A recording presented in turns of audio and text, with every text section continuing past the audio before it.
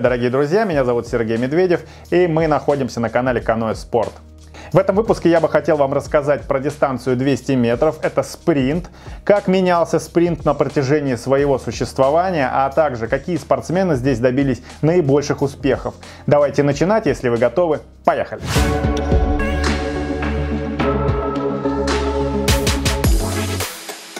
Так как я уже сказал, в гребле на байдарках и каноэ самая спринтерская дистанция это 200 метров. И я бы хотел рассказать про экипажи. Это байдарки и каноэ четверки на 200 метров. С 1994 года они были введены в программу чемпионатов мира и закончили они свое существование в 2009 году. Хочется сказать, что всегда были очень крутыми заезды на 200 метров в экипажах. Смотрится это очень красиво. Всегда много воды, брызги и, конечно же, крутые эмоции. Хочется отметить, что до последнего было непонятно и неизвестно, кто же одержит победу, потому что дистанция быстрая. Сейчас на чемпионатах мира уже этих заездов нельзя увидеть. Однако в 2015 году на Кубке мира в Монте-Моровилле состоялся заезд в четверках. Испанцы сразу со старта сделали небольшое преимущество, выигрывают нос лодки, и здесь они становятся чемпионами Кубка мира. Спринт развивается таким образом, что что-то уходит, что-то приходит. Идем дальше. И я хотел бы вам рассказать про эстафеты.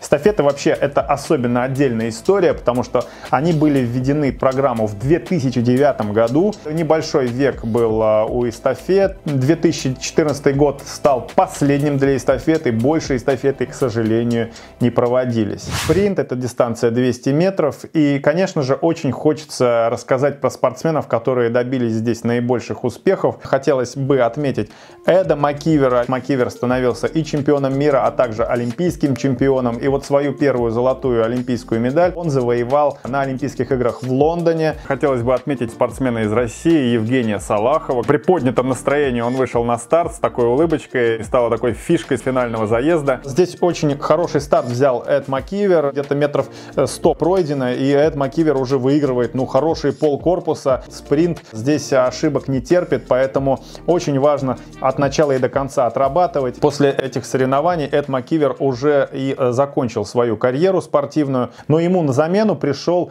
также спортсмен из Великобритании, это Лиам Хит, который по сей день является сильнейшим спринтером планеты. Лиам Хит на самом деле очень быстрый, он ходит достаточно стабильно. 2016 год, где Лиам Хит стал олимпийским чемпионом, и это говорит о том, что в Великобритании всегда были хорошие спринтеры, и вот где-то в 2018 году Лиам Хит пропустил сезон из-за того, что у него родился ребенок, он помогал супруге, на самом деле большой молодец. И в 2019 году Лиам Хит одержал победу на чемпионате мира в Венгрии, в Сегеде. Я бы хотел отметить Марка Де Йонге, двукратный чемпион мира из Канады. Первая золотая медаль на чемпионате мира была у него в Москве в 2014 году. Также в Милане в 2015 он стал чемпионом мира. И, конечно же, я хотел бы отметить Карлоса Гаррота, который в 2018 году одержал победу. Это было чемпионат мира в Монте-Моровилле. Карлос Гаррот выиграл чемпионат, и очень уверенная, надо сказать, была гонка, показал отличный спринт. И более того, уже в 2019 году Карлос Гаррот занял третье место, и тем самым он показывает, что у него хороший спринт, он по сей день является в хорошей форме. Хотел бы также отметить Питера Меннинга и Петра Семеновского. Питер Меннинг стал чемпионом мира в 2013 году, Петр Семеновский в 2011 году. Вообще классные спортсмены, очень быстрые. В этом выпуске я не могу просто не отметить такого крутого и легендарного спортсмена, как Рональд Раухе. Является, конечно же, олимпийским чемпионом. И, внимание, ребята, 16-кратным чемпионом мира он является. У него просто обалденные спринты. У него очень много титулов, очень много медалей. Он ходил и 200 метров, и 500 метров. И, кстати говоря, у него была очень интересная схватка на Олимпийских играх в Рио-де-Жанейро, где победу одержал, как я уже сказал, Лиам Хит. Ребята боролись до самого конца, и вот Лиам Хит выигрывает. Максим Бамонт из Франции, тоже очень крутой спортсмен, становится вторым. И вот третье место, была небольшая пауза. Сауль Кравиота поднимает руку, он третий. И чуть позже по фотофинишу становится понятно, что Рональд Раухе делит третье место с Саулем Кравиота. Это было очень круто. И вообще зрелищный заезд. Поставьте лайк прямо сейчас под этим видео, если вы еще этого не сделали, потому что такие красавчики, такие спортсмены заслуживают ваших лайков, друзья. Хотел бы отметить Юрия Постригая, Александра Дьяченко. В 2012 году они стали олимпийскими чемпионами. Настоящая ракета, очень крутой экипаж, сильный экипаж. К сожалению, в 2016 году из-за санкций они не смогли принять участие в Олимпиаде в Рио. В 2019 году Александр Дьяченко и Юрий Постригай становятся чемпионами мира на дистанции 200 метров, на своей коронной, надо сказать, дистанции. Идем дальше, и я бы хотел рассказать про каноэ, где Юрий Чебан настоящий красавчик, легенда. В 2012 году в Лондоне Юрий Чебан становится олимпийским чемпионом, и в Рио-де-Жанейро в 2016 году он также выигрывает золотую олимпийскую медаль, что становится совершенно фантастическим. Надо сказать, что в этом заезде выступали очень крутые спортсмены. Здесь хорошо взял старт также и Альфонсо Беньявидес, Заза Надирадзе, надо отметить также Валентина Демьяненко, который очень хорошо шел по дистанции, нос в нос, вот они боролись с Юрием Чебаном. Вот на финише видно, что Юрий делает лучший подкат и одерживает победу, и вот так вот эпически он выпадает из каноэ и становится олимпийским чемпионом. Юрий просто красавец, очень крутой заезд, очень крутая гонка. И давайте послушаем небольшой комментарий Юрия. Просто надо работать, как папа Карло. На Олимпийских играх происходит битва психологических, физических и методологических процессов. Надо не бояться экспериментировать, делать что-то новое. Если спортсмен будет бояться неудачных стартов, это все равно, что не быть готовым к победе. Еще один спринтер, которого бы я хотел отметить и рассказать, очень талантливый спортсмен из Беларуси, это Артем Козырь. Артем Козырь является трехкратным чемпионом мира. На самом деле он первую свою медаль получил в 2015 году в Милане, в 2017 году у него второе золото появляется в Рачице, и вот уже 2018 год Артем Козырь становится трехкратным чемпионом мира. Очень талантливый спортсмен, быстрый спринтер, надо сказать. В 2019 году Артем Козырь занимает второе место, а победу там одержал Хенрикас Жустаутас. Крутой спринтер, на самом деле, он и чемпион Европы, и чемпион европейских игр. Идем дальше, и здесь я бы хотел уже сказать про Ивана Штыля. Является очень титулованным спортсменом, настоящей легендой гребли, бронзовый призер Олимпийских игр в Лондоне, а также 16-кратный чемпион мира. Иван за свою карьеру, он, конечно же, успел добыть медали и в спринте в большей степени, конечно же, но также и на 500 метров, и в командных лодках он принимал участие и добивался успеха. Поэтому Иван Штыль очень крутой спортсмен. В 2012 году на Олимпийских играх в Лондоне стал третьим, где победу одержал Юрий Чебан, как я уже и говорил. А второе место занял Евгений Шуклин, который также очень хорошо ходил в спринт, но, к сожалению, за нарушение антидопинговых правил был лишен этой медали. Стоит также отметить, что в 2016 году от сборной России поехал на Олимпийские игры Андрей Крайтер, также очень хороший спринтер, является двукратным чемпионом мира, а также чемпионом Европы. Сейчас пробивает свой путь в саббординге и успешно там выступает. В женской байдарке одиночки спринт 200 метров я очень хочу отметить титулованную и очень известную прославленную спортсменку из Венгрии Наташу Янич.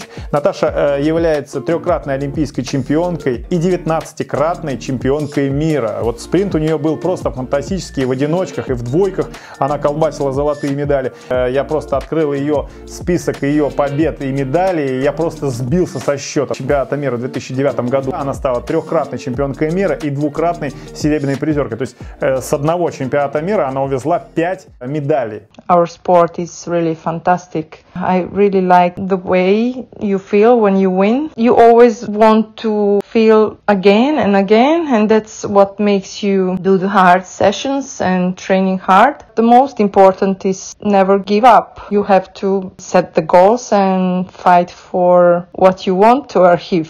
Также бы хотел отметить Рита Кёбен, спортсменка из Венгрии. Конечно же, она выступала очень блестяще и ходила спринт, и она является двухкратной чемпионкой Олимпийских игр и 9-кратной чемпионкой мира. Рита Кёбен очень хорошо ходила спринты. Я бы хотел отметить следующую спортсменку. Это Инна Осипенко-Радомская. Инна Осипенко является чемпионкой мира, а также олимпийской чемпионкой. Крутая спортсменка, которая выступала за Азербайджан. Вообще родом она из Украины, поэтому Инна Осипенко оставила определенный свой след в спринте. Я бы хотел рассказать про спортсменку из Канады. Это Каролин Брюн. Это очень крутая спортсменка, также которая завоевывала она и призовые места и на Олимпийских играх. Чемпионкой мира она становилась аж 10 раз.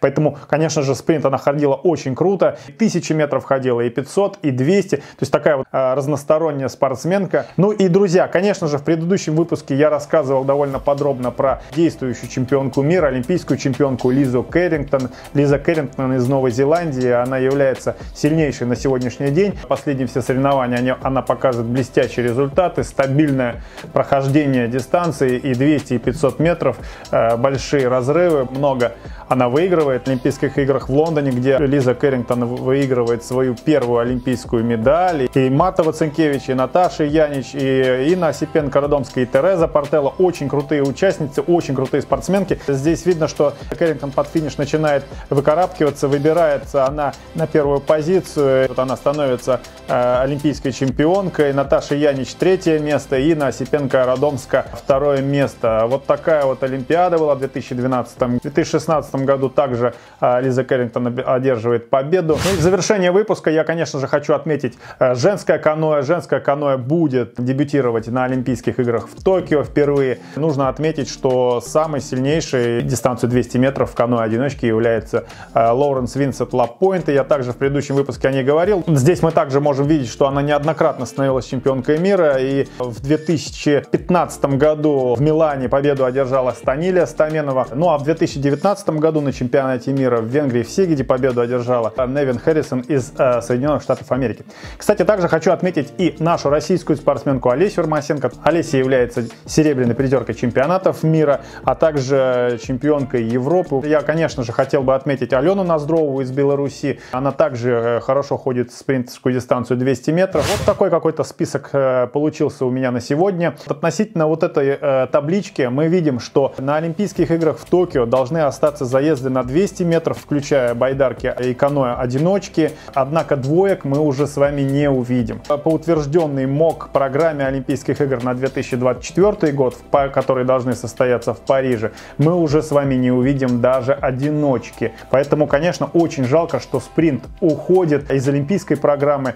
Но я уверен, что мы будем еще видеть спринт на чемпионатах мира. Напишите, пожалуйста, в комментариях, что вы думаете по этому поводу, а также напишите, кто ваш любимый спортсмен в спринте. В этом видео я, к сожалению, не могу отметить всех спортсменов. Наверняка я кого-то забыл, прошу прощения. Спасибо большое за этот просмотр. Я надеюсь, вам понравилось это видео. Для меня стоит, конечно же, определенных трудов это сделать, но я буду стараться делать в дальнейшем интересные выпуски, чтобы продвигать наш вид спорта. А с вами был я, Сергей Медведев. Спасибо, что посмотрели это видео. Оставайтесь на Каноэ Спорт. Все на греблю, друзья. До новых встреч. Пока-пока.